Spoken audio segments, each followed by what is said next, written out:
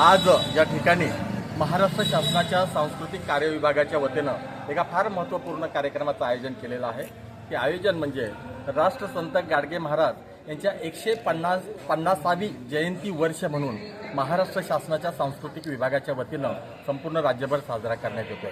आणि त्यातीलच एक महत्त्वपूर्ण भाग म्हणजे कर्मयोगी गाडगे बाबा हा सांस्कृतिक प्रबोधनात्मक कार्यक्रम आज या धुळे शहरामध्ये आयोजित होत आहे।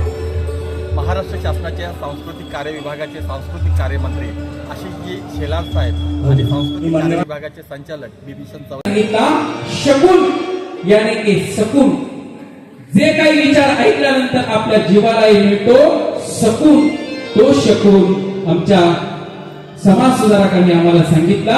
आज सकून जर मिळायचं असेल, शांती जर पाहिजे असेल तर प्रबोधन विचारांची गरज आहे, चांगल्या विचारांची गरज आहे। अशा मळकट कुळकट आणि या विचारांची आम्हाला गरज नाही, तर आम्हाला प्रबोधन विचारांची गरज आहे। कारण संत गाडगे बाबांनी तर सांगितलं ना, डॉक्टर बाबासाहेब आंबेडकर सांगतात शिका, संघटित व्हा आणि संघर्ष करा।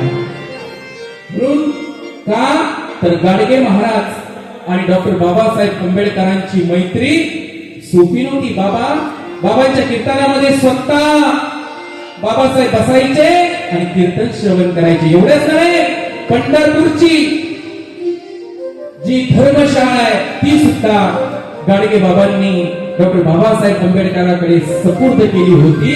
एवढा देवा गुणीवारी देव बघणारी देव तुझं नाव बघणारी देव तुझं नाव बघणारी देव तुझं नाव। का बरं मानलं गाडगे बाबाने बाबासाहेबांना गुरु मानू नये? का बरं मानलं? हातावर भाकरी खा, रेड पडली तर घरातलं भांडी विका, लुगडा कमी भावाचं द्या, पण आपल्या पोरा पोरीले शाळा शिकवा।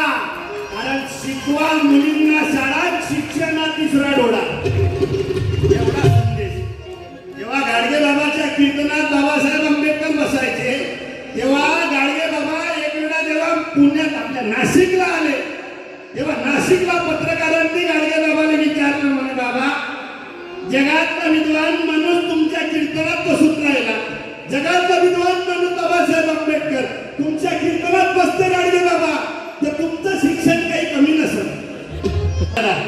जगातला विद्वान पत्रकार माणूस काय विचारून त्याचा नियम आहे काय? पत्रकार खूप हुशार लोक, त्यांना गाडगे बाबाला विचारलं, म्हणे बाबा जगातला सर्वात विद्वान माणूस तुमच्या कीर्तनात बसते बाबा,